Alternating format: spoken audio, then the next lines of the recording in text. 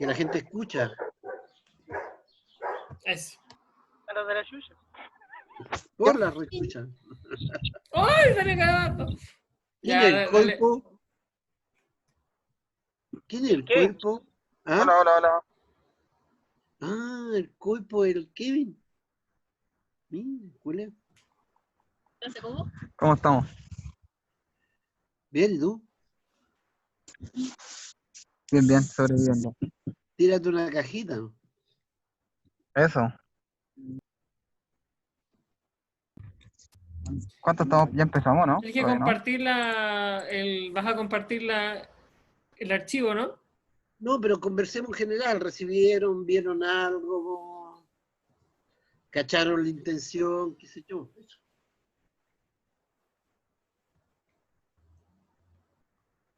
Del texto que mandó Zorrilla. ¿Recibieron el texto? ¿Cacharon ¿Lo la leyeron? intención? Lo leyeron. Si la respuesta es no, nos vemos la siguiente semana. La gran Garrido. Hay un 11. ¿Quién será el 11? Hola. ¿Va? Dr. Shame. Estoy derretido. ¿Está acostado? Te No, de pana. Ya, profe, yo no alcanzo a leer. Siendo honesto. ¿Ya alguien lo alcanzó a leer? Yo lo leí Ya. ¿Y? y me pareció muy clarificador e interesante. Creo que igual es un ejercicio bien recopilatorio del trabajo que se hace en la unidad de bioética y es un buen precedente que creo debiese haber estado mucho antes de haber iniciado este seminario. Pero, o sea, no que no estuviera antes, pero que hubiese estado explicitado. Es súper como clarificador de por qué es un tema importante. Eso. Ese era el objetivo de la wea. Digo logrado. ¿Alguien más?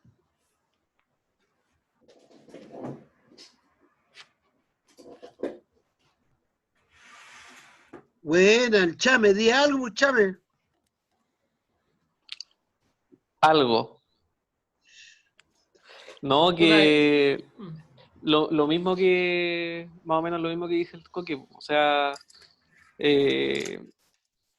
de lo que alcancé a leer,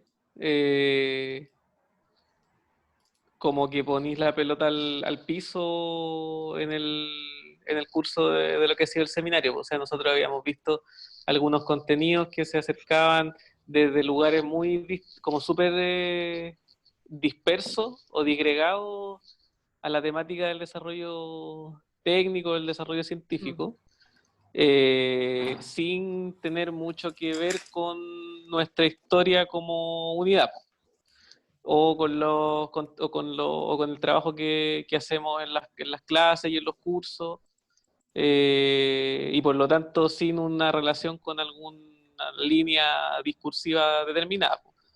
Pero con el análisis que haces tú, como que creo que se establece un campo de trabajo en el cual seguir y qué es lo que estamos haciendo, o sea, en qué campo nos estamos metiendo y por qué.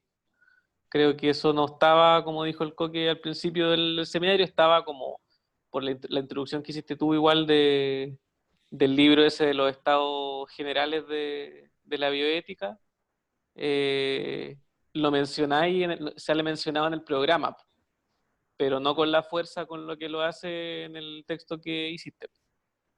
Creo que para nosotros, yo, el Diego, el Coque y el Chago, funcionaría así el texto que mandaste tú, como con una ampolleta que prendís y ilumináis un poco más el campo, pero no sé para los demás cabros cómo funcionará, ¿cachai? Cabro. Cabre. Yo creo que se asustaron porque tenía 32 páginas. Y Y el tampoco cuerpo no pude dice nada. leerlo, lo siento. Ahora, lo bueno es que, lo bueno es que va a ser yo destaco harto el punto 7, que es como el que supone que Sergio quería hablar ahora también, que es el punto donde se destaca después de una base de discurso y de interpretación, como decir, ¿por qué estamos haciendo el seminario? Aparece esto otro que es como qué temas vamos a abordar, y me parece como bien esquematizado y que puede servir para orientar las próximas sesiones. Recordemos que lo que se viene ahora es, deja revisar el tiro, pero es chiquitito. Esta semana es la tesis sobre tecnociencia que va a presentar el Sergio, la otra transhumanismo, después Big Data, receso, después inteligencia artificial, neurociencia y ética, y gestación subrogada, que sea en ese orden. Entre recesos y semana de fiestas patrias y cosas que están entre tanto.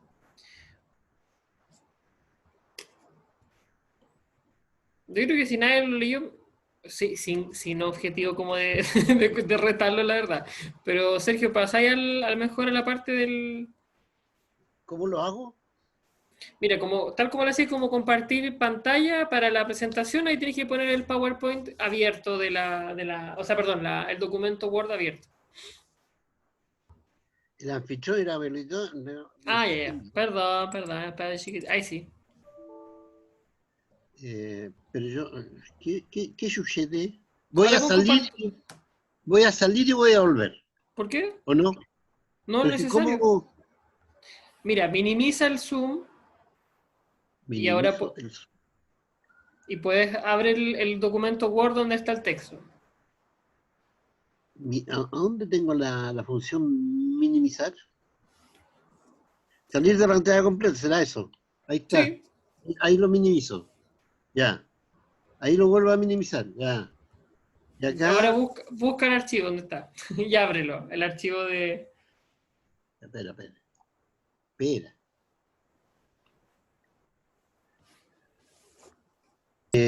Estoy con el texto para todo el mundo, ¿no? No, todavía no. Tienes que compartirlo.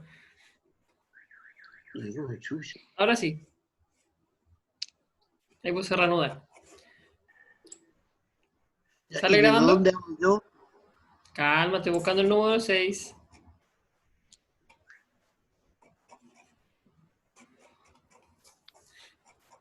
.2 y 6.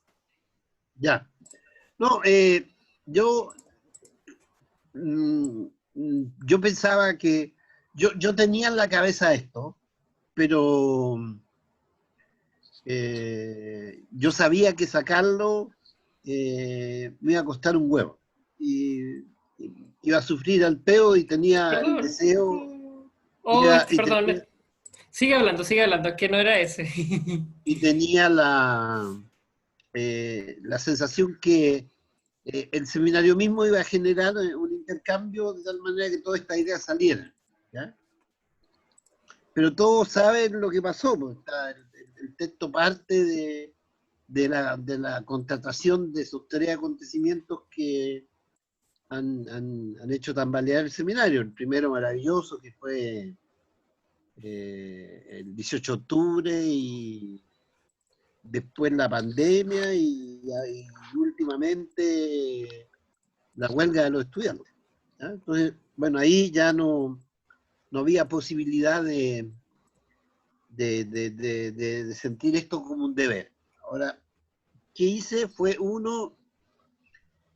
tratar de mostrar, en un momento determinado yo tuve la sensación que más de uno, por lo filosófico que se presentaba la discusión, tenía la sensación que yo estaba imponiendo a los estudiantes de medicina un castigo de afuera. Y la verdad es que yo me dije, no, porque desde el tiempo que he hecho la bioética hemos tocado muchas estas temáticas. Yo me propuse mostrar cuáles habían sido las temáticas que habíamos abordado en la bioética, o sea, en la bioética, en los cursos, y cómo estas temáticas de alguna manera se orientaban cada vez más hacia una especie de malestar. ¿Eh? De hecho, este malestar explota casi explícitamente cuando en el curso primer año como que decidimos no hacer clase, no pasar los textos de bioética, sino que abrir la discusión con otras cosas, ¿ya? Entonces yo en este texto mostré cómo aquellas palabras que nos han mantenido en conjunto de manera afectiva, cómo estas palabras, que son las palabras de la bioética y de los cursos, una más que la otra terminaba en encrucijada, ¿ya?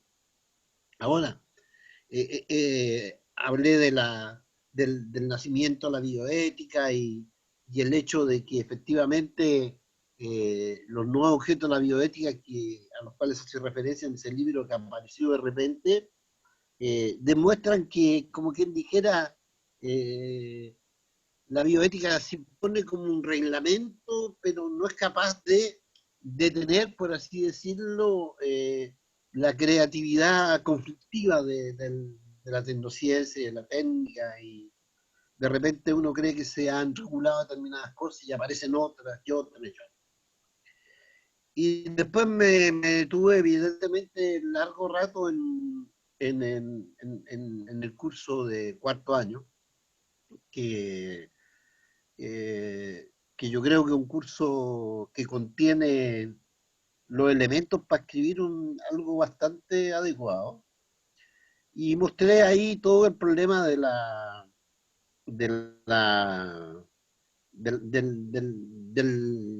falta de éxito, de encrucijada en que se encontraba el término de la regulación.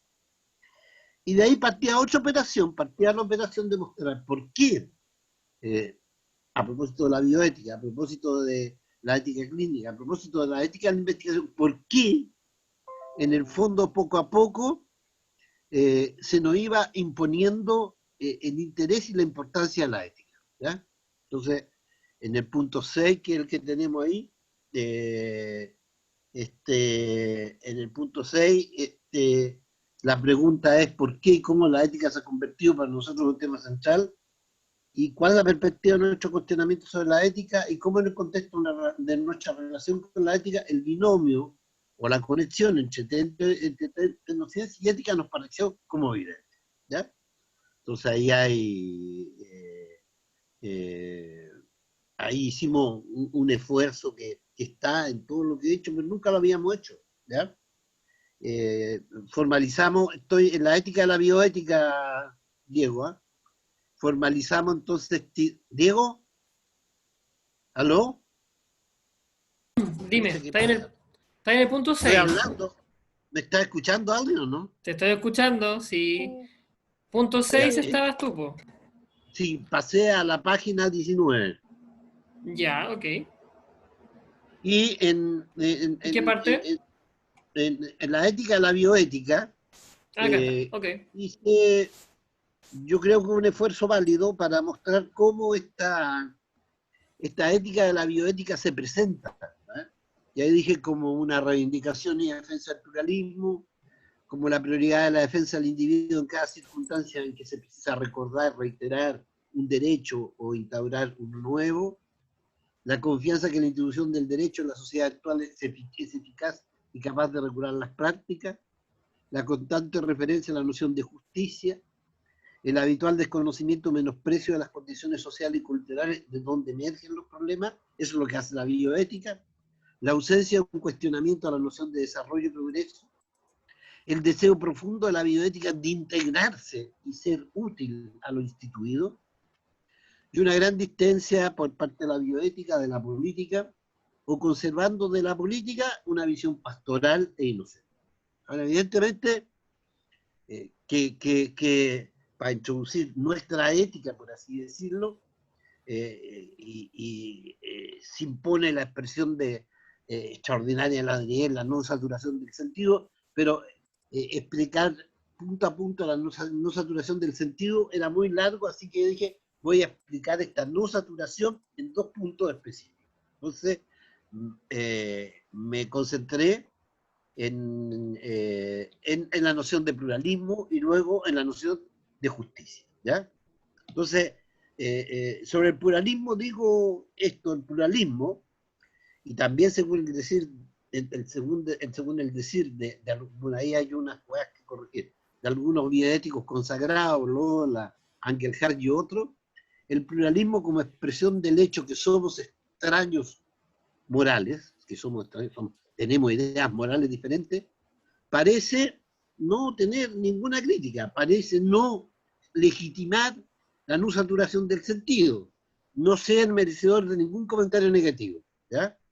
Y evidente, cuando relacionamos la expresión pluralismo con la experiencia totalitaria de la primera mitad del siglo XX, o la reactivación de diferentes formas de fanatismo religioso, u otras corrientes asociadas, o el pluralismo lo asociamos a la legitimación del derecho a tener derecho, el derecho de las minorías étnicas, bueno, mapuche están olvidados, los derechos que tienen que ver con el género, minoría sexual, etc. ¿Ya? Pero este pluralismo en la bioética se enuncia también en la perspectiva de los extraños morales. Y aquí la referencia del pluralismo se vuelve borrosa, ambigua, y puede desembocar en lo inesperado para quienes proclaman a todo evento la legitimidad del pluralismo. Ello así porque los extraños morales le quitan el piso a toda idea o construcción de un bien social común. Solo sería posible acordarse, ponerse de acuerdo, sobre lo que es el mal. ¿Se acuerdan de los argumentos de Alain Badiou, cierto, no? Esto conduce a que el cuestionamiento de posiciones y situaciones sociales ocupadas por algunos porque injustas son simplemente rechazadas por esta gente que se inscribe en esta idea de los extraños morales, son rechazadas porque son expresión de un riesgo totalitario. Entonces, evidentemente, eso implica que no es posible cuestionar el desarrollo y la creatividad social a pesar del aumento constante de diferentes formas de heteronomía en el plano económico, social y político. ¿Ya? Entonces, bueno, ahí tenemos un principio de no saturación. ¿Ya? Y ahí entonces yo digo, a diferencia de la defensa abstracta y universal del liberalismo, nuestra relación con esta referencia es a la vez crítica y a la vez utópica. La mayor parte del tiempo referencia crítica. Conviene no olvidar que no somos ciudadanos de la sociedad europea que vivieron de los años 60 hasta los primeros años de este siglo, cuando la globalización y el neoliberalismo impusieron sus exigencias y esto se fue un poco al diablo. Nuestra experiencia es la falta constante y opresiva en el nombre del pluralismo, por medio de la imposición durante muchos años de los principios morales de la Iglesia respecto a la sexualidad, el divorcio, el aborto, la eutanasia, los años del desconocimiento de los derechos sexuales reproductivos, etcétera, etcétera. El pluralismo que tenemos o al cual adherimos entonces no es un discurso que exista no sé, en el cielo, en el universo. El pluralismo al que tenemos es el pluralismo que nos conduce a conquistas. Es aquel que conquistamos de una y mil maneras respecto a las sociedades deficitarias democráticas. Entonces, eso inmediatamente decimos, no, mire, cuando la bioética habla del pluralismo, cuando la ética de la bioética habla del pluralismo, perdonen, tenemos un problema, ¿ya? Y tenemos un problema porque efectivamente, por un lado, el pluralismo no lo estamos viviendo, lo vivimos de manera deficitaria en una sociedad como la nuestra, y por el otro lado, porque hay en el discurso del pluralismo la bioética una trampita. Y esta trampita es muy grave, porque quiere decir que en términos culturales, políticos, éticos, no es posible definir un bien social común. Y cada vez que uno intenta discutir sobre un bien social común, entonces es considerado, tachado como totalitario. ¿Y esto qué quiere decir?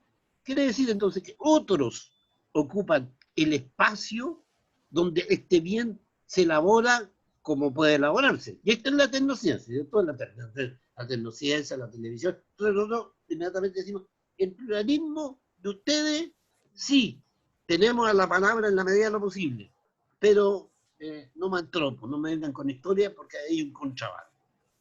Y después, el otro aspecto que destacamos se relaciona con la noción de justicia,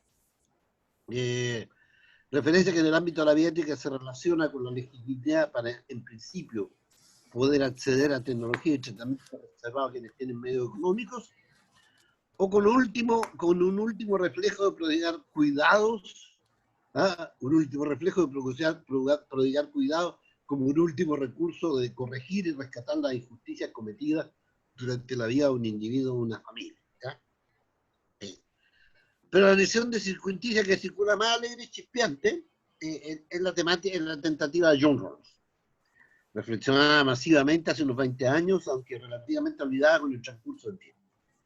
De hecho, el crecimiento sostenido e inaudito de la riqueza del llamado 1% durante el liberalismo y el aumento del mercantilismo y del consumo generalizado han desplazado la discusión de la justicia a un cierto olvido. La tentativa de Rawls, de manera muy resumida, busca fundar la justicia distributiva de Aristóteles en una perspectiva kantiana, es decir, a partir de principios que se fundan, aquí hay palabras que en una nueva corrección tengo que borrar, a partir de principios que se fundan en un a priori respecto de la experiencia empírica. Para Aristóteles, todavía la sociedad plantea el problema de la justicia distributiva, lo que de manera global es nada menos que equivalente a la repartición social de recursos y por lo tanto de posiciones sociales de los seres que la componen.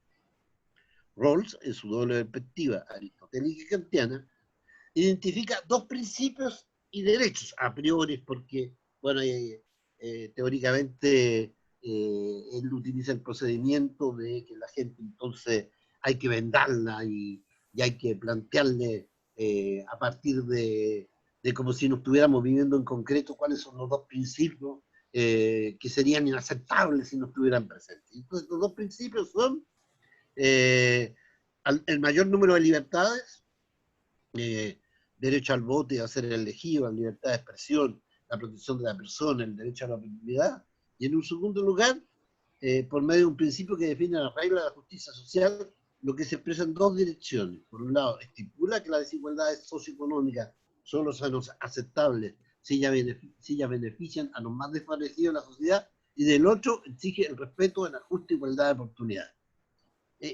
No fui más allá, pero esto es súper cómico. Las reglas de la justicia social en el fondo justifican la desigualdad. Lo que pasa es, claro, en cada momento, cada sociedad está a la búsqueda de reducir la desigualdad. Ahora, en términos concretos, todos sabemos que eso es bastante falso. ¿Ya? Muchos han defendido la propuesta de Rawls como la búsqueda de conciliar la justicia social con la libertad, pero también llegar a pensar en una justicia social que sea compatible con cierta desigualdad, lo que es contradictorio.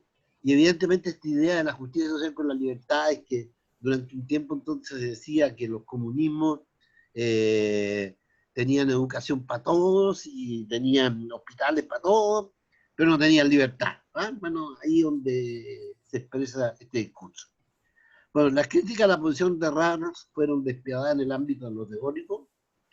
Un filósofo libertariano juzga esta teoría peligrosa ya que amenaza la libertad acordando demasiada importancia al Estado. Estas críticas son tanto más enconadas que el modelo predominante de la justicia es la justicia de mercado. En esta visión de las cosas se concede a los individuos el proceso fundamental de no ser molestados, aunque todos los individuos sean gigantescos grupos productores con capacidad enorme para originar un gran daño público mediante la simple negligencia. La crítica a toda teoría de la justicia que evoque la solemnidad o que ponga a contribución lo colectivo se expresa también en el ámbito de la bioética, en particular a través de un insoportable personaje que se llama Tristan Engelhardt. Para Horror. ¿Ah? Pésimo. ¿Bien? Qué horrible lo que dice ahora. La mayoría de las personas intuyen que la justicia social no es una inocente expresión de buena voluntad para con los menos afortunados, sino que se ha convertido en una insinuación deshonesta, según la cual debemos dar nuestro consentimiento a la solicitud de todo interés especial que no pueda aducir ninguna razón real para que tengamos que hacerlo. Para que el debate político sea honesto, las personas tienen que darse cuenta de que esta expresión es intelectualmente vergonzosa, caracteriza la demagogia y al periodismo barato, y los pensadores responsables deben avergonzarse de utilizarlo, ya que una vez reconocida su vacuidad, su uso es deshonesto. Engelhardt continúa señalando que está de moda defender un enfoque de asistencia sanitaria que es irrealizable en la práctica. Considerémonos, dice, los 4 objetivos de la política sanitaria. 1. La prestación de la mejor asistencia posible para todos. 2. La pretensión de la asistencia sanitaria igual para todos. 3. La libertad de elección por parte de prestatarios y consumidores de asistencia sanitaria. 4. La contención de los costes sanitarios. Y él dice, no es posible prestar la mejor asistencia sanitaria posible a todos y contener los gastos al mismo tiempo. No se puede prestar igual asistencia a todos y a la vez respetar la libertad individual de perseguir de forma pacífica, junto con otros, la propia visión de la sanidad o utilizar los propios recursos y energía como cada cual decida. No se puede mantener la libertad de la elección de asistencia sanitaria y al mismo tiempo contener sus costes. Tampoco es posible proporcionar a todos igual asistencia y que al mismo tiempo sea la mejor debida a la misma insuficiencia de los recursos. El autor que, bueno, dice algunas estupideces más, dice el interés por la justicia como beneficencia está movido en parte por las desigualdades y en parte por la necesidad. Que unos tengan poco mientras otros tienen mucho genera preocupaciones morales. Por ello es necesario establecer en cuáles circunstancias las desigualdades y las necesidades generan el derecho de exigir a los demás. Lo que es claro es para Engelhardt es que la lotería natural da cuenta de productos ciegos de la naturaleza, de los que nadie, si no existe un criterio especial de la responsabilidad, es responsable. Evidentemente, nadie es responsable que las personas resulten heridas en huracanes, tormentas y terremotos. Y como no se puede acusar a nadie, nadie puede cargar con la responsabilidad de restablecer la salud de quienes pierden en la lotería natural. Bueno, creo que es necesario agregar. Bueno, y ahí entonces entro en lo que yo considero nuestra manera que hemos tenido de entrar a la ética. Y doy 2 citas que me parecen maravillosas. Una es de un señor que se llama Eric Bayer, que es un filósofo alemán que ha escrito mucho y que es, no sé, fome, pero bueno, esta frase es maravillosa. Y Eric Bayer, hablando de filosofía moral, señala que es una filosofía particularmente central e importante porque desde un comienzo ya concierne al hombre y lo concierne en su totalidad, con su deseo de problema. Es por lo demás por este camino particular que todos los pensadores han accedido a la filosofía. Entonces, en el comienzo siempre se encuentra un llamado a una conversión gracias a la cual el individuo entrará en el dominio de lo verdadero, de lo esencial, del bien, de la salvación, y se desprenderá de las cadenas de ignorancia, del destierro, de la frustración. La filosofía moral plantea la cuestión de la legitimidad de los intereses existentes en el mundo del individuo que se pregunta. Estos intereses, por lo demás de carácter histórico, no se presentan a los individuos como tal. Bueno, esta es una cita, después hago la cita de Gilles Deleuze. Me salté a la página 25. Vamos En allá. el espíritu de las citas anteriores, nos hemos involucrado estos últimos años en múltiples figuras de la ética. Nuestra primera opción frente a la exigencia ambiental de procurar una definición y una fundación de la ética fue concentrarnos en la interrogación sobre el tipo de accionar propio y específico de la ética. No hemos podido ignorar olímpicamente, como una gran mayoría, lo que es un misterio en evidencia. Durante más de 2500 años la ética como un fantasma, en muchos casos libertario, no para de recorrer la historia del occidente y la globalización mediante una parte considerable del mundo. Accionar de la ética, o la ética como una forma particular de actuar que emerge y recorre culturas y sociedades diferentes sin necesidad de una filosofía o una teología que le confiera una fundación indudable. De hecho, hay filósofos y pensadores que cultivan un odio particular con su tipo de accionar. Como Platón, por ejemplo, quien piensa que existe una verdadera ciencia de las cosas en general y humanas en particular, y por consecuencia es al receptor de esta ciencia, al dueño de esta ciencia, a quien pertenece la capacidad de regular, de gobernar las cosas humanas. Es en parte la ética como particular accional del ser humano y de la existencia, sin embargo, que hemos intentado abordar en los apuntes de primer año. Pero esta capacidad, exigencia, adoptar, propio del accionar de la ética, supone y solo puede expresarse por medio del sujeto. que es la otro aspecto que nosotros abordamos en nuestros cursos. En tal sentido hemos hablado de que el sujeto, gracias a la reflexividad y a la voluntad, es el producto privilegiado de la ética, o de los procesos gracias a los cuales emerge y al mismo tiempo se reproduce y perdura en el tiempo. Es así, por ello que hemos abordado la diferencia entre individuos y sujetos, y por ende la diferencia entre ética y moral. Van viendo como todas las piezas que hemos abordado se van colocando como en un puzzle, ya como en un Lego. En la multitud de presupuestos de los párrafos anteriores, hemos encontrado la relación entre cuerpo y ética, esencialmente a través de Spinoza, aunque no exclusivamente, y hemos encontrado una gran complicidad con la diferencia, no está mal tratada, planteada por Agamben a propósito de Zoes y Bios. Pero también nos fue imposible ignorar la dialéctica entre individuo y sujeto, como entre cuerpo y ética, y el hecho que ésta produce en un lugar, en una época, en la perspectiva del imaginario social. Pero también nos fue imposible ignorar la dialéctica entre individuo y sujeto, como entre cuerpo y ética, en su relación con una época, es decir, en su relación con un imaginario social determinado. Esta situación espacial y epocal de la ética puede impulsar su accionar, limitar su accionar o asfixiarlo de una y mil maneras. Lo que vuelve imposible no plantearse la relación entre ética política, ética y nihilismo y ecoética, entre otros rubros. Y entonces, este es el punto. O sea, la bioética como una tentativa esta tentativa que empieza con Potter, ¿cierto o no? Y que no llega a buen puerto, como dice la primera parte de nuestro texto. Después, esto que comienza con el código de Nuremberg y el código del Sinte, esta regulación que tampoco funciona, puesto que los nuevos objetos bioéticos dan cuenta entonces de este nuevo funcionamiento, o del hecho que esa dialéctica, es estar sobrepasado de la bioética por las prácticas, se da constantemente, ¿ya? Entonces, dijimos que era necesario ir más allá, porque estábamos haciendo ridículo, porque estábamos cayendo siempre en un camino sin salida. Pero de repente nos damos cuenta también que nuestro discurso sobre la ética tiene algo de un camino sin salida. Tiene algo de un camino sin salida si no abrimos una ventana, no abrimos una puerta, y entonces nos enfrentamos radicalmente a la época en la cual estamos.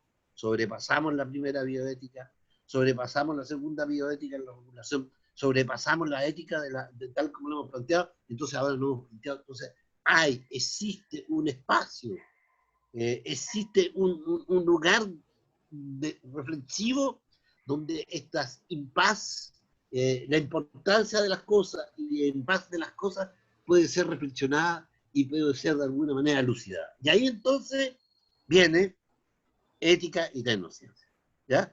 Y entonces, cuando viene este seminario sobre ética y tecnociencia, nos damos cuenta de algo que es muy importante, que entramos a este seminario con una serie de preguntas y con una serie de esperanzas.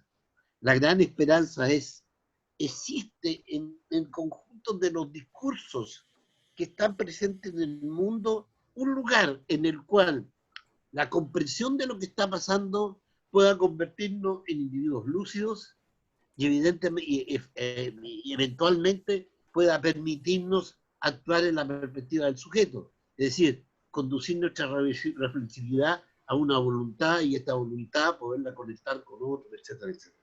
Entonces, eso me llevó a resumir lo que había dicho anteriormente. Entonces, las preguntas que hemos acumulado y que le hacemos a este seminario, las preguntas que hemos acumulado con el tiempo y que le hacemos respecto a este seminario, las dijimos de esta manera. Desde la bioética tenemos una serie de preguntas que no hemos resuelto. Uno, ¿por qué existe una cuestión, problema bioética que manifiestamente no cae en cielo?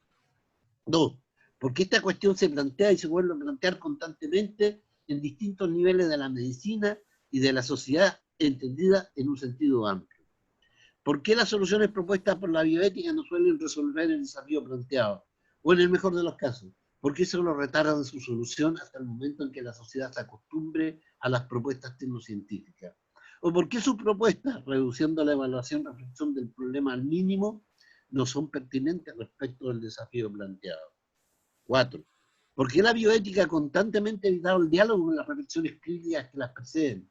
Esto lo hemos dicho muchas veces, ¿cierto? ¿No? Hay una serie de pensadores que están antes de Potter y antes de la tecnociencia, a comenzar por Huxley, a comenzar por Orwell, qué sé yo, y que han estado siempre ausentes en la reflexión bioética. Entonces, ¿por qué la bioética constantemente ha evitado el diálogo con las reflexiones críticas que la preceden, manteniendo con las actuales una relación puramente mercantil? Ya que si hay un término llamativo que se desprende de esta última, no hay problema en simplemente utilizarlo. 5. ¿Cómo evitamos el riesgo? Y esto es lo capital. Nuestra responsabilidad individual de que cómo evitamos el riesgo y cómo lo evitamos pedagógicamente, que es nuestra responsabilidad individual, de que la bioética funcione única y exclusivamente con un discurso reglamentario e ideológico, que es lo que los alumnos nos piden, ¿cierto? Unas cosas simplecitas, los códigos por aquí y por allá. Bueno, ahora, estas son las preguntas que me pareció que teníamos, que eran previas, con las cuales entrábamos al seminario, que venían de toda nuestra enseñanza de la bioética. Y después hay una serie de preguntas que sí me parecen cada vez más fundamentales, que son las acumuladas desde la ética. ¿Ya? Entonces, uno, ¿qué posibilidades para el accionar ético en el mundo construido por la tecnología? Entonces,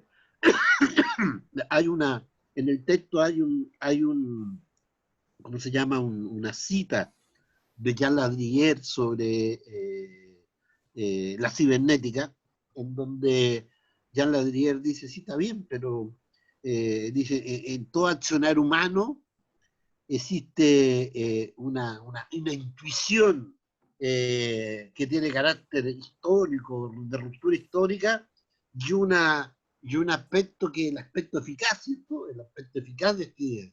Yo no veo, dice, cómo en un mundo construido de máquinas podrá existir un pensamiento que adopte este ropaje de la intuición y que no sea obligado constantemente a mostrar el carnet de su eficacia. Ya.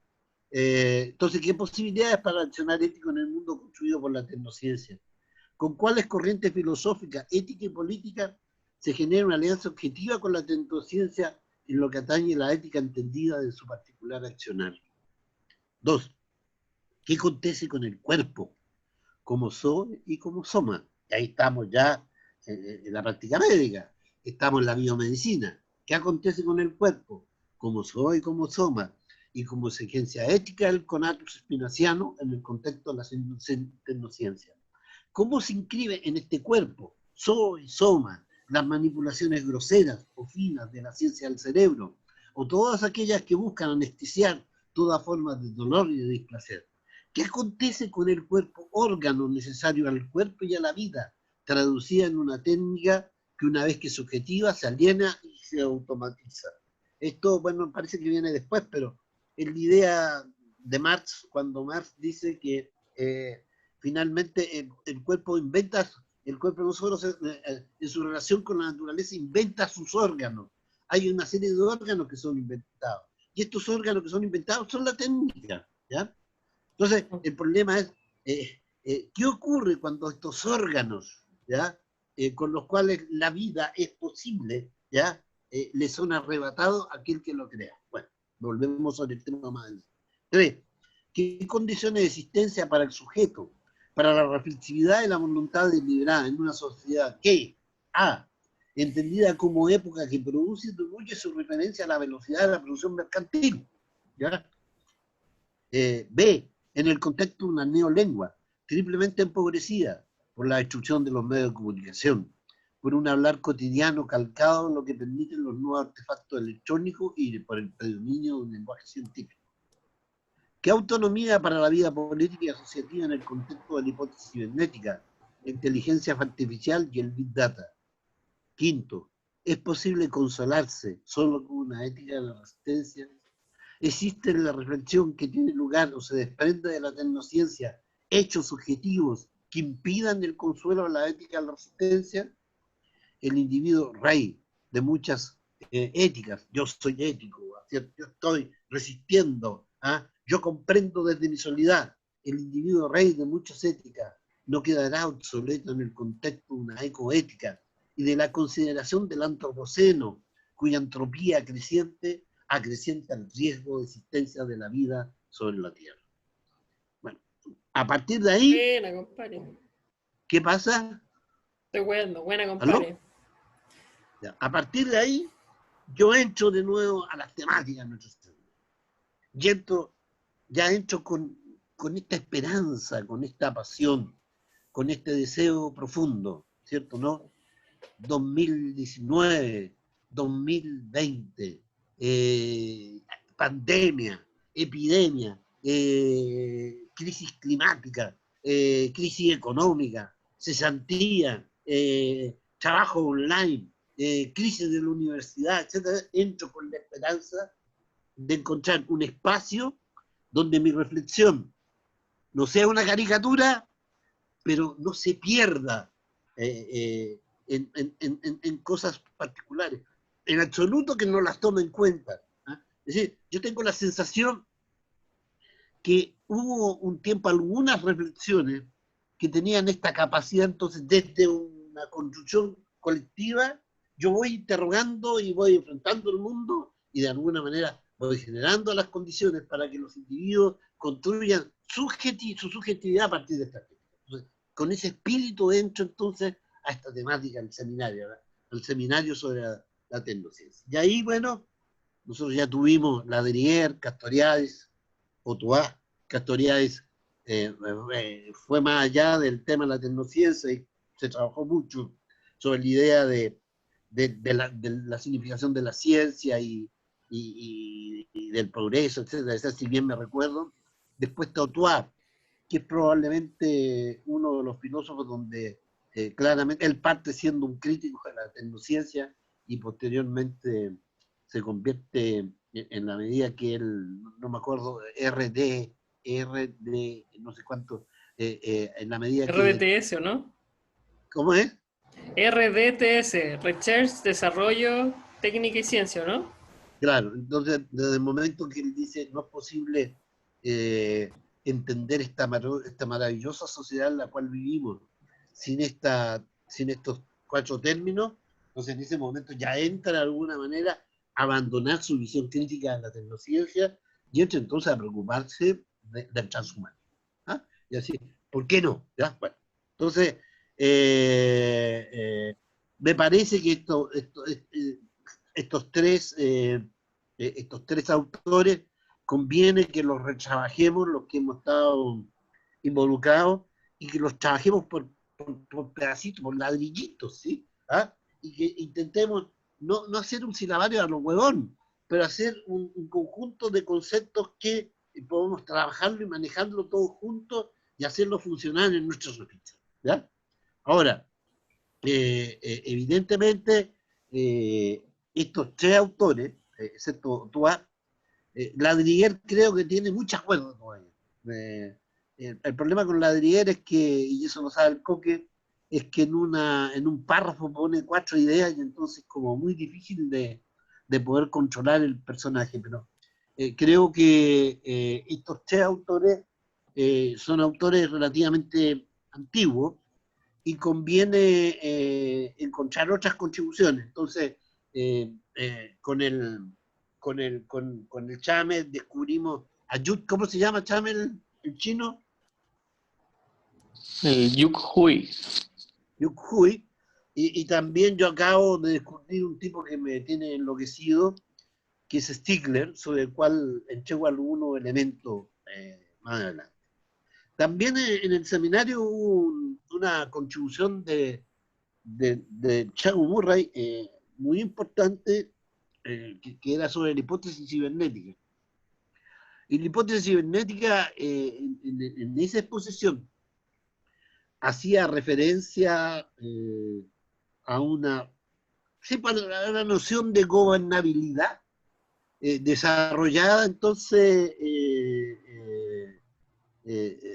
no de manera nuestra. Con el tiempo yo me fui encontrando que no de absoluta manera neutra la cibernética como forma de gobierno, como gobernabilidad, desarrollada por una serie de personajes, Bettenson, no sé, y otra serie de personajes, algunos abiertamente nazis, otros que eran asesores del Pentágono norteamericano, que tenían pololeos con la CIA, y donde el problema de una nueva gobernabilidad lo que tenía por objeto era enterrar definitivamente todo olor a bolchevique, por así decirlo, todo olor al comunismo que al término de la Segunda Guerra Mundial era una amenaza muy grande para esta gente.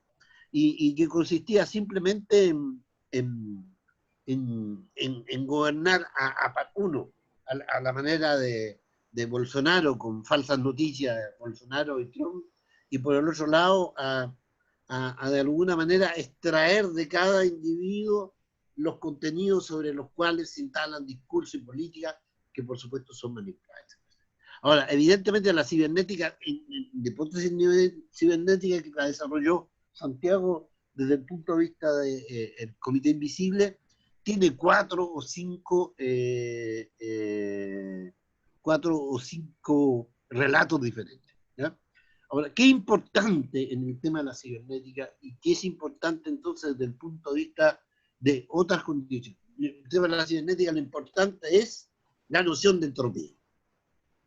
La idea que efectivamente hay esta noción de entropía que es propia de la física, ¿cierto? ¿No? La verdad es que no me da el cuero de entender con mucha claridad el pensamiento de Prigogine, que es el primero que plantea el problema de la entropía y que plantea una serie de posibilidades físicas respecto a la entropía, pero en general la entropía es simplemente aquella energía o aquel saber que se pierde. ¿Eh? Esto es la entropía. Y efectivamente, de alguna manera todos los temas, una serie de temas, girarán en torno a la entropía, y Stigler, como lo diré un poquito más adelante, llega al extremo de decir que el antropocene, o sea, el papel central del ser humano en el ambiente, es la expresión máxima de la entropía, ¿ya? Y la expresión máxima de la entropía, bueno, veremos cómo es la expresión máxima de la entropía es la que está conduciendo al término de las condiciones de existencia de la humanidad en la Tierra. Bueno, temas poco desarrollados, individuos, sujetos y tecnociencia, que aparecen en las preguntas que yo hago sobre la ética, pero que están presentes en la Diguer y Castoriae, y que hay que subrayarla. Individuos, sujetos y tecnociencia en los cuidados de la salud y sus discursos. Hay temas explícitos en los seminarios que vienen. Tecnociencia y capitalismo. O sea, no es posible enfrentar la discusión sobre la tecnociencia sin darle al capitalismo todo el peso que tiene. O sea, cuando digo darle al capitalismo todo el peso que tiene, es que existe un señor que quise traducírselo, pero me pilló un poquito la máquina, un señor que se llama Lévy, que es un físico francés, y que dice, bueno, durante mucho tiempo la ciencia, aquella que se convirtió en la gloria de las glorias, dice, fue muy restringida, muy calladita, ya, y siguió su camino y construyó su historia.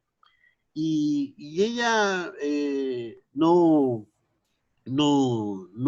alteraba la técnica que es como que no hay ser humano sin técnica, la técnica, etcétera, etcétera, es aquella que tiene la capacidad de resolver problemas sin libro. La técnica a lo largo de la historia es la resolución de los problemas sin libro, sin fórmula, sin, sin la matemática, ¿ya? Entonces, y a partir de un momento, repentinamente, empiezan a aparecer una serie de técnicas que en el fondo empiezan a tener un impacto capital en el desarrollo del capitalismo, y entonces ahí se produce la conexión entre tecnociencia y ética. Bueno, temas pendientes: transhumanismo, big data, inteligencia artificial, reproducción asistida, la contribución del índice sobre la velocidad, Y yo agregué aquí, y aquí termino, esto es una nueva provocación sumamente fascinante, y es el señor Spigler. Y el señor Spigler dice, ya con la traducción dice, ¿ya? Él habla de la técnica como... Diego, baja el texto. ¿Ah? Perdón. Él habla de la técnica como un farmacón, ¿ya? Que es un farmacón en la respuesta individual o colectiva frente a un desafío y que altera una situación. Entonces, llega al extremo de decir, farmacón es lo que Proust hace frente al desafío de su asma, escribiendo a la búsqueda del término perdido. El ser humano, dice, no está encerrado en supercuestiones genéticas que le imponen un modo de vida. Todo esto es evidente. El humano no es solo biológico, es también tecnológico. Biológicamente es un ser inacabado. El plan tecnológico agrega constantemente órganos a este ser biológicamente incompleto. Pero con la tecnología surge un problema. Su evolución cada vez más rápida crea una disarmonía. Una sociedad, y evidentemente aquí no podría reemplazar lo que Castorea dice sobre el imaginario social, dice, una sociedad es un conjunto de reglas que se construyen entre grupos humanos. Las tribus de los indios de la América del Norte, por ejemplo, tenían reglas mágico-religiosas que se expresaban bajo la forma de un derecho arcaico. Leroy Gurnam, que es un tipo espectacular, mostró que siempre el problema para una comunidad era administrar las entradas y las salidas técnicas. Las transformaciones que ellas podían engendrar sobre la estructura de la sociedad. Entonces decía, en esa sociedad de lo que habla Leroy Gurnam, es que todas las reglas deben acoger y contener el farmacón, que es la tecnología. Los más ratón de biblioteca se acordarán que en los apuntes primer año hay un texto de Michel de Certeau. Hay un personaje que yo hablo de Michel de Certeau, donde hablo de la formalización de práctica. Por ahí también hay algo importante al respecto. Entonces, dice, hoy vivimos una increíble transformación de las reglas que constituyen la sociedad. Esta cambia hace más o menos 250 años con la era antropocena. Y miren esto. Entre 1780 y 1850, la máquina de vapor pasó de 4 caballos de fuerza útil en fábrica a 5.000 caballos de fuerza. Esto transformó por completo las condiciones para extraer carbón y hierro, y por lo tanto para producir acero. Esta transformación técnica creará lo que se llama un ciclo de retroalimentación positiva, lo que significa que dentro de 70 años una sociedad completamente rural se convierte en una sociedad industrial, como Manchester, Lille o París. Esta aceleración continuará aún más fuerte con el taylorismo. El taylorismo es la industria de Ford y la teoría económica de Schumpeter, el creador de la destrucción. Es decir, la articulación entre el taylorismo y las industrias culturales que están ahí para incitar a las personas a consumir automóviles, bienes. Ford, quien proclamó que después de 10 años produciría 1 millón de automóviles cada año, llegó ahí. Ahora, el problema de plantear esta producción es cómo vender todo. ¿Ah? Pero el problema se convirtió en cómo venderlos con éxito. Y de ahí el desarrollo de un sistema de comercialización que también transformará todo y destruirá a su paso las estructuras anteriores, como la iglesia, la ley política. Todo será reemplazado por Hollywood, la radio. Una ideología funcionalmente vinculada al marketing. Consumo, es decir, subsisto. Pero no existo. Y eso es porque nada más consiste. Esto es consumismo, es decir, capitalismo consumista. Una nueva transformación tuvo lugar en 1993 cuando llegó la World Wide Web e hizo que Internet fuera accesible para todos. Y en menos de 10 años permitió que prácticamente toda la población mundial creara y consultara sitios web. Esto es lo que inició el farmacón digital, un proceso que a través de los teléfonos inteligentes y las redes sociales ha transformado totalmente la relación entre las personas y los países. Desde 1993, es decir, ya que todo el mundo se ha articulado a través de tecnología algorítmica de computación intensiva, se han impuesto servicios de plataforma, centros de datos, computación en la nube y teléfono inteligente, lo que llamamos la economía de datos, que constituye el conjunto de recetas que controlan nuestro comportamiento y nuestras relaciones con los demás, y sobre los cuales ya no tenemos ningún control. ¿Por qué? Porque los algoritmos se están desarrollando mucho más rápido de lo que podemos ver. Están ocultos, encerrados en cajas negras. Esto es la disrupción, la ruptura súbita, y este hecho impone una proletarización generalizada. El primero en hablar de, ya termino, ¿eh? El primero en hablar de proletarización es Sócrates. Obviamente no usa la palabra, pero cuando dice que escribir es un farmacón y que los lectores repiten como tontos los libros que han leído sin entender lo que están diciendo, creyendo que están pensando en el mismo momento en que deja de hacerlo, él ya describe lo que Marx dirá sobre el obrero proletarizado por la máquina que ha vuelto su saber caduco e ineficiente. Al igual que Internet hoy, donde repetimos absurdos que a fuerza de ser forjados constituyen el tiempo de la posverdad del deseo mimético, pero Sócrates no dice en absoluto que la escritura deba ser rechazada. Él postula que la escritura es un farmacón que puede proletarizarnos, es decir, evitar nuestras posibilidades de conocimiento. Porque esta técnica que pone la memoria de nosotros fuera de nosotros finalmente puede desapropiarnos de él. Aún así, es solo a través de la escritura como una nueva del conocimiento que podemos luchar contra los comerciantes de señuelos, que son los sofistas en su tiempo y en nuestro tiempo las plataformas. Todos experimentamos este fenómeno hoy. Ya no recuerdan los números de teléfono. Los correctores ortográficos y los sistemas de autocompletado que determinan las palabras y oraciones para nosotros son una ruinosa externalización del conocimiento lingüístico. En otra escala, la del nacimiento de la economía industrial, Adam Smith describe en el The World of Nations las condiciones bajo las cuales los trabajadores dejarán de trabajar, es decir, transformarán el mundo a través de su conocimiento. Fabrican y sirven máquinas que los hacen estúpidos. Esto es lo que provoca lo que él llama el letargo, que Simone Weil describirá muy bien en el siglo XX en sustancia en la fábrica de Alstom. Ya no es trabajo, la palabra no es trabajo, sino empleo. Precisamente estos dos términos deben distinguirse. El proletario para Marx y Engels es el que ha perdido su saber y por lo tanto se ve totalmente dependiente del mercado del empleo y de las máquinas, donde vende su fuerza de trabajo.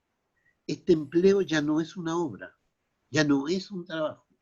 Esto explica los movimientos de revuelta a los trabajadores que rompen sus máquinas, su herramienta de trabajo, y ya no trabajan. El trabajador se convierte en empleado. Cuando hablamos de Big Data, y si nos dice que reemplaza estadísticos, médicos, abogados y urbanistas, son los algoritmos los que eluden las instituciones sociales, prescribiendo conductas antisociales y tóxicas al público. Sienten que aceleran el establecimiento de la era del antropoceno que destruye la biosfera. Incluso las personas en alta dirección de la empresa ya no saben cómo funciona todo. Ellos mismos son proletarios. Ya, ahí terminé. ¿Ya? Dejé de compartir. ¿Ya no hay Buena, nadie? comparito. Oye, bueno, las reglas de la universidad son que pueden mostrar sus pantallas si desean, pero sería bueno. Mira, Sergio, había unos comentarios que hizo el Kevin y Macarena entre medio de la discusión que te estaba presentando. Puede ser una buena idea hablar de eso. ¿Qué les parece al resto? ¿Sí? Dice, Coipo, no sé qué onda mi micrófono, pero a propósito del texto me parece una evidencia, más de una declaración de intenciones sobre nuestra postura acerca de la tecnociencia y su desborde en el tejido social. Creo que es interesante también considerar al chino Yu Hui cuando decía que todo tiende al transhumanismo. Macarena dice, tampoco lo terminé, lo siento, pero me ayudó a entender cómo se conectan los cursos de ética y por qué es importante que se aborden de esta forma. Además, me habían dicho que ética como ramo en general se pasa con poca profundidad en otras UES y al menos a mí me ha gustado cómo se reflexiona más en estos temas. Ay, muchas gracias, Macarena. Coipo, bajo la perspectiva de la no saturación de sentido, creo que se abren tres caminos. Buena, compadre. Primero, establecer un distanciamiento crítico con el desborde de la tecnociencia en el tejido social, quizás dando espacio a golpes a la subjetivación, asumiendo la multivarialidad del objeto bioético. En segundo lugar, a partir del distanciamiento crítico, levantar tentativas de organización interdisciplinaria de resistencia, lo cual es una apuesta desmesurada, como diría Sergio Mario. Y en tercer lugar, creo que el elemento ético se dispara como generador de sustentos, de ser posible entre el abismo. Y eso. Bueno, a mí me parece que como este texto desnuda una cierta posición que nos tenía como medio dado vueltas y como que no sabíamos para dónde ir.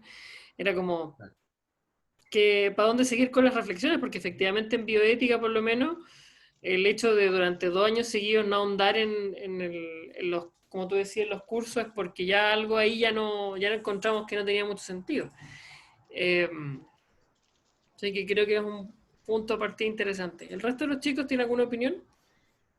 ¿O de los que no han hablado, qué les pareció lo que dijo Sergio, algo que entendieron, algo que no? Yo, antes que sigamos, todavía no me queda claro lo que quiere decir la no saturación del sentido.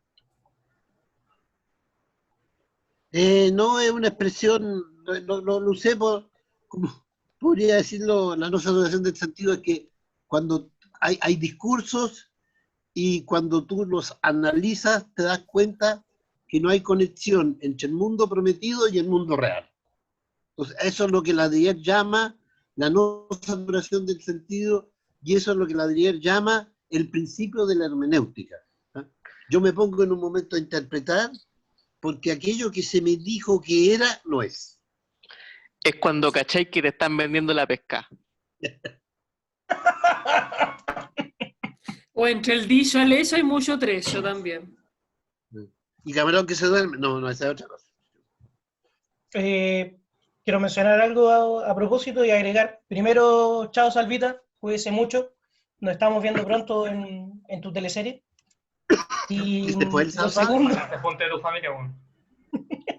oye, no te perdáis en La Vega de nuevo. Y lo segundo, Andrea, y para los demás compañeros y compañeras, hay una cita de Eduardo Galeano muy bonita, breve, donde el escritor decía que la utopía está en el horizonte. Camino 2 pasos, ella se aleja 2 pasos, y el horizonte se corre 10 pasos más allá. Entonces, ¿para qué sirve la utopía? Para eso, para caminar. Una cita que encuentro que presenta un parecido poético con la idea de no saturación del sentido. Eso, como dice Jorge. ¿Por qué? En definitiva, está esa situación en la cual vemos que nunca existe una satisfacción desde el discurso respecto a la realidad y a la vida que estamos viviendo, lo cual resulta súper positivo y es completamente esperable dada la no naturaleza del humano o la naturaleza no acabada o no finalmente definida del ser humano. ¿Ya? Eso. Oye, desapareció mucha gente, ¿no? Oye, No están. Están las Ya. cámaras apagadas. Se Ah, va la está. Isidora también, que tiene reunión con la doctora Narváez. Que le vaya Ay, bien. la felicidad. Diosito. Chao.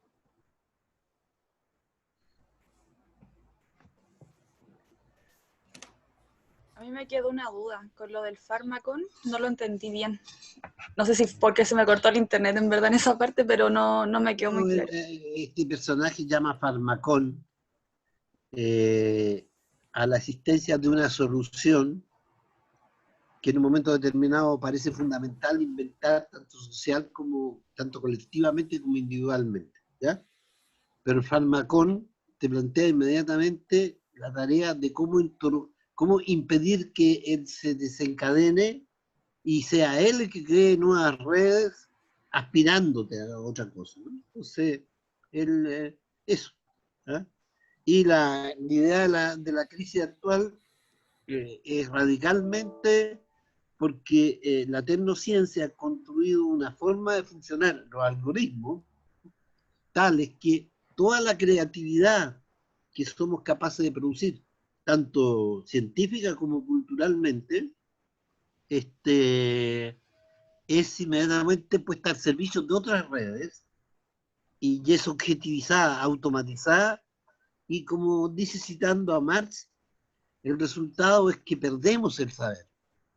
O sea, que nosotros como individuos tenemos un saber y cuando perdemos el saber ya quedamos reducidos a ser manipulados. De hecho, a no tener trabajo y a tener solo empleo, ¿cierto? ¿Ya? O a no tener trabajo de todo. O sea, la automatización conduce a la desaparición de una serie de oficios ya en el camino.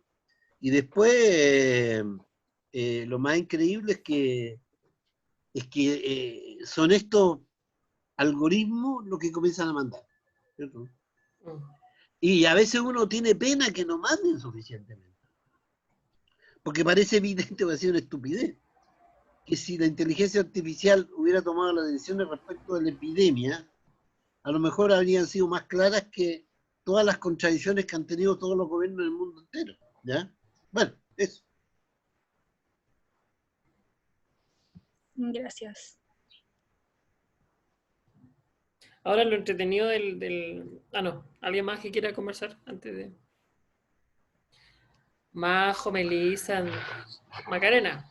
Yo sí, no entendí esa parte que decía que la escritura era un fármaco que podía eh, prola- Letari. proletarizarnos, perdón.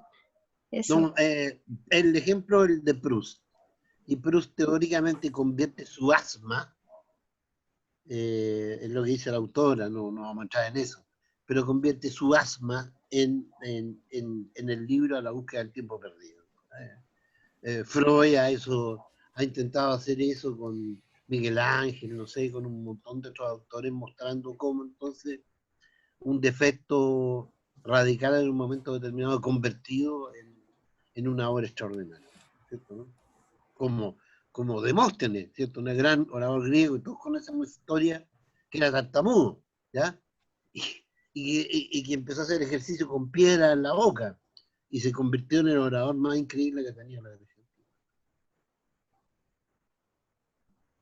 No, otro ejemplo, según lo que entendí yo, puede ser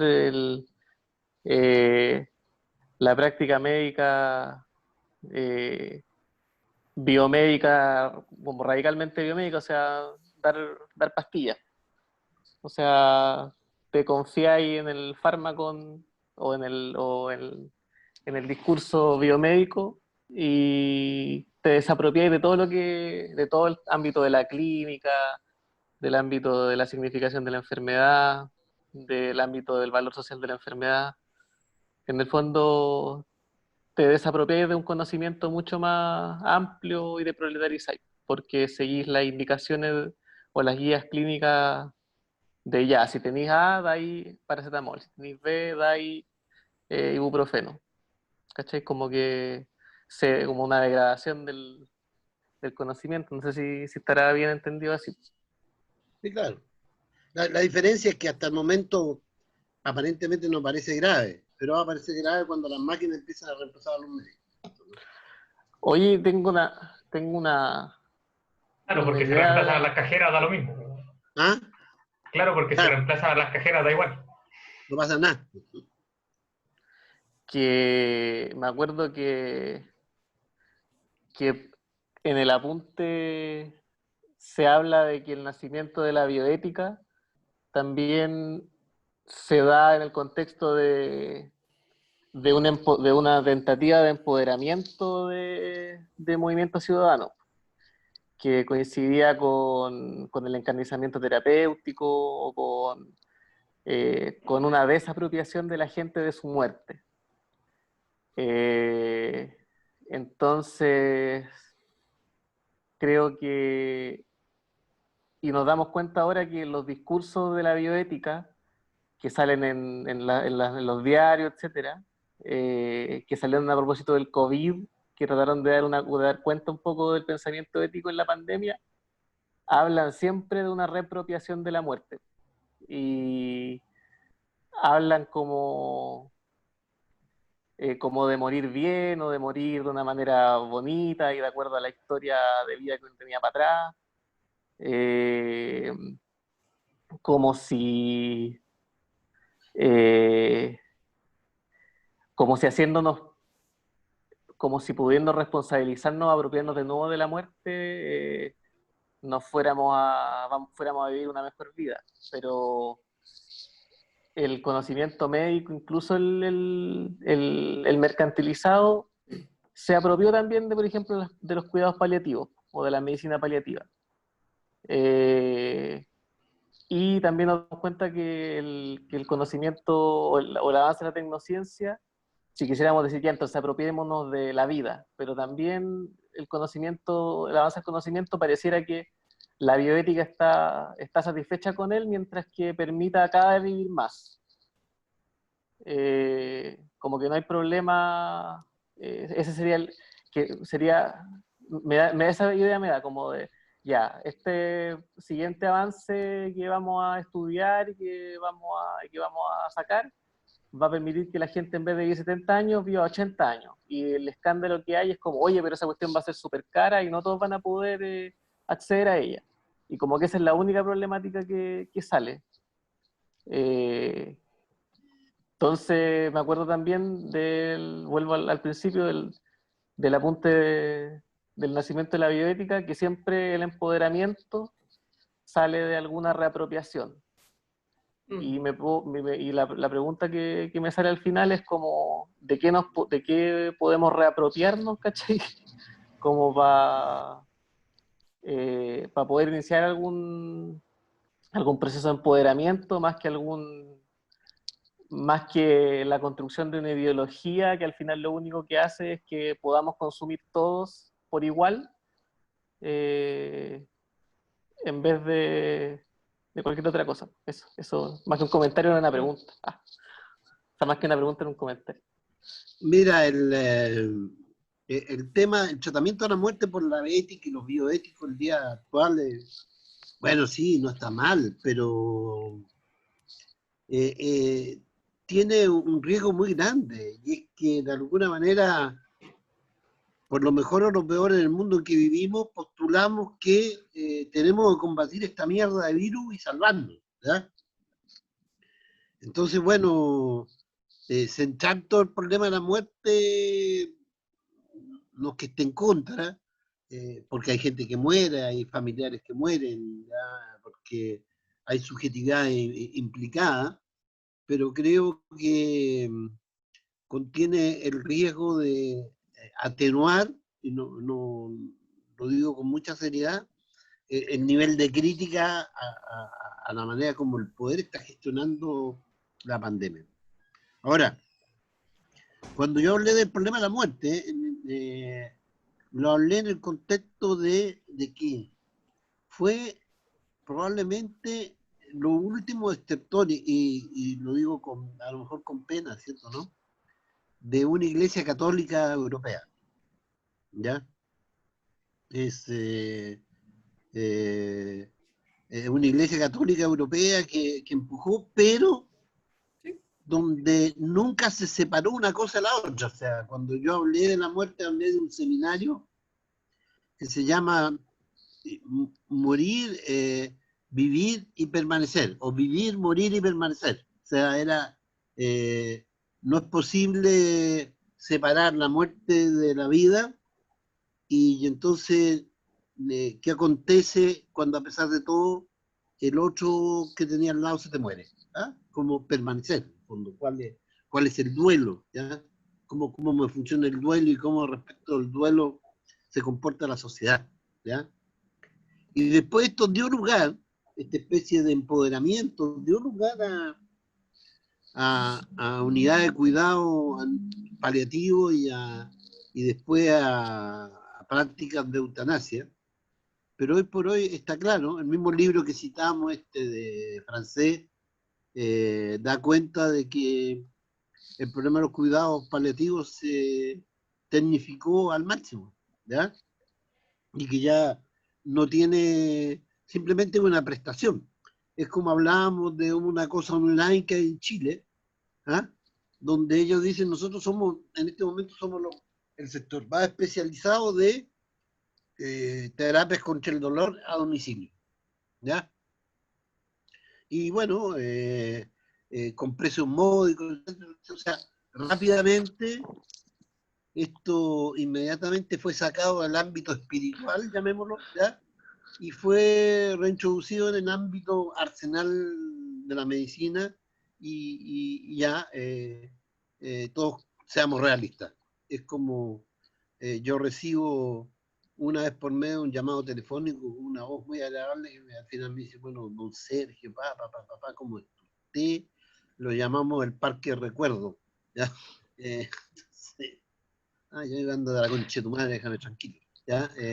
Pero todo ya Pero aparece. ahí, que también ahí como que identifico otro problema, que hablamos de la regulación o de cómo los avances científicos pasan por encima de las lógicas sociales, pero ¿qué pasa cuando las lógicas sociales son también un objeto de consumo? Cuando nosotros percibimos lo social como algo a consumir, o sea, en todos los planos, incluso a nivel de quizás del 18 de octubre o del negro matapaco, ¿cachai? Eso. Estamos arriba del paraguas. Ya, entonces no es por ahí la wea. O sea, quiero decir, frente a eso, lo único que se impone es una contestación desde las bases del sistema imperante. El chino en cuestión tiene una visión extraña sobre cómo resolver el problema, ¿ya? Él dice, se precisa una nueva manera de pensar la vida y la realidad y colocar la tecnociencia en el lugar que se impone. La hipótesis de él es que la tecnociencia en una sociedad como la China, antigua, no planteaba problemas porque esa sociedad tenía una capacidad increíble de domesticar esta nueva técnica. Asumiéndola, la domesticaba.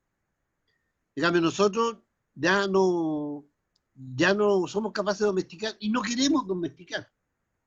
Entonces, el chino dice, es inevitable terminar en el, ¿cómo se llama? En el poshumanismo. La tecnociencia occidental solo puede terminar inevitablemente en el posmodernismo. Y si termina, en el poshumanismo.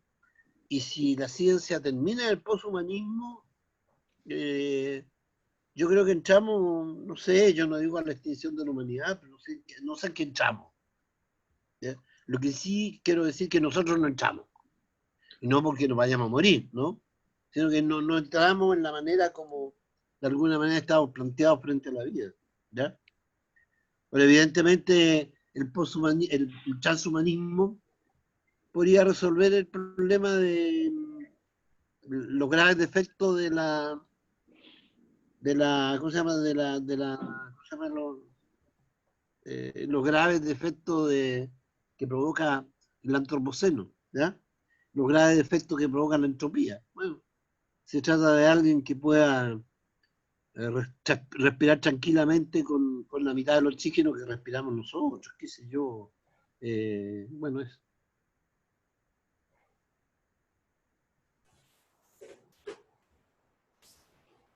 Fíjate tú. Dejamos hasta acá y seguimos la otra semana. No, pero Estoy haciendo una la escasión. El Kevin.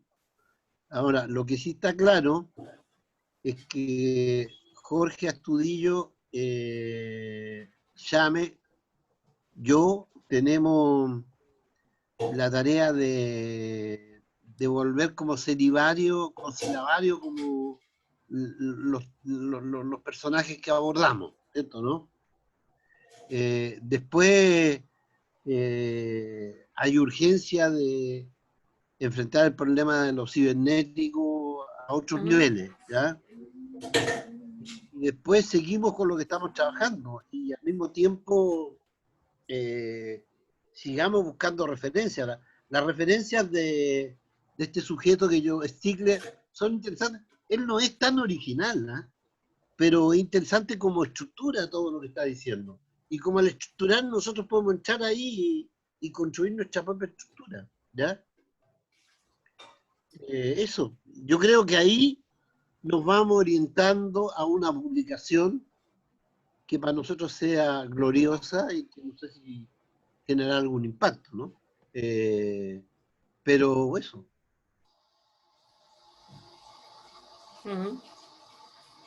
Donde pasan cosas monstruosas. Hay día o ayer, no sé, estaba escuchando al ministro de Ciencia, ¿cómo se llama ese imbécil? Cub. Andrés Cub. Cubeo.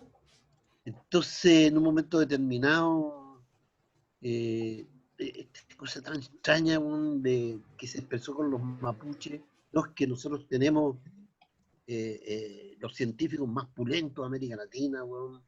Así que aquí pueden venir a experimentar todas las vacunas posibles, porque nosotros no vamos a ser socios inactivos, sino que vamos a ser activos, ¿ya? Entonces, cuando el periodista le pregunta, bueno, aquí en Chile no se producen vacunas, no se producen vacunas porque antes se producían vacunas en el Instituto de Salud Pública, ese que queda al lado al frente del Estado Nacional, y lo desmontaron en todo este discurso, esta locura neoliberal. Entonces él dice, ¿y no sería bueno? Bueno, no sé, bueno, tenemos buenos laboratorios en las universidades, y es impresionante cómo hay ese discurso de los científicos chilenos, como son los más pulentos, no vengan con historia, que venimos de vuelta, no sé. ¿Eh? Es verdad. Y me da la impresión de que Stigler, cuando habla de la proletarización, la cuestión desemboca en la universidad. Claro. Por la producción de conocimiento. O sea, también tenéis que pensar en qué lugar no desemboca. Po. No, pero ¿qué dice? ¿Cómo se combate la proletarización? La proletarización se combate, o sea, a ver, en general, todos los que tenemos una política revolucionaria hemos siempre pensado en la toma del Palacio Invierno, ¿cierto? Pero nunca hemos pensado en las distintas prácticas, actividades que constituyen una sociedad determinada, ¿ya? Entonces, es evidente que hay la tarea de construir partidos, de dar la batalla aquí, dar la batalla allá, pero también a partir de lo que estamos tratando de pensar, hay la posibilidad de conectar seriamente con gente que busca la transformación de la escuela, que busca la transformación de la universidad, ¿ya? Ahora, yo por experiencia, porque he mirado los textos de la escuela media, y en los textos de la escuela media se han hecho unos esfuerzos considerables. Los libros de historia de segundo, tercero medio, son libros relativamente interesantes. Los libros de lenguaje son extremadamente interesantes. Pero extrañamente esos libros no han producido ningún cambio en los muchachos. Es decir, es como que si toda esa reforma, en la medida que ha sido hecha por especialistas a los cuales yo le saco el sombrero, ¿cierto no? Y no desde el punto de vista de la gente que busca una reforma determinada, a pesar de los textos y los discursos más pintados, no produjeron los cambios que deberían producir. Y bueno, también tomando lo que dije al principio de que la bioética siempre, que también me sale en el apunte, que la bioética siempre toma temáticas que tienen relación con la muerte. Y en relación con la muerte también está la enfermedad, como acontecimiento elemental y todo eso. Entonces también quizá se abre como el cuestionamiento de cómo las nuevas técnicas científicas o las nuevas desarrollos de la ciencia interactúan con las concepciones del cuerpo de la enfermedad, porque ese proceso de proletarización o de órganos que se externalizan y que se vuelven autónomos, como que también me parece que se puede aplicar ese concepto a la medicina, como la sociedad produce una institución médica a través de sus saberes del cuerpo y sus saberes sobre la enfermedad, y resulta que a partir de cierto punto esa institución se autonomiza y empieza a producir conocimiento o prácticas o técnicas desde un solo punto de vista. Y por ejemplo, lo digo a propósito de que hace un tiempo me encontré con unos textos de un psicoanalista que se llama Luis Chiosa, que escribe de medicina psicosomática. Y me voló la cabeza porque el loco escribe como se toma en serio ese paralelismo entre lo psíquico y lo somático, y que todas las enfermedades somáticas tienen necesariamente un correlato en lo psíquico, y le saca como la explicación psicológica a las caries, ¿cachai? A la periodontitis, a la enfermedad de los huesos, a la enfermedad de la tiroides. Entonces, eso no está, pues, esa producción de sentido relacionada con la enfermedad, relacionada con la muerte, también es algo que nos vuelve proletarios en la profesión médica.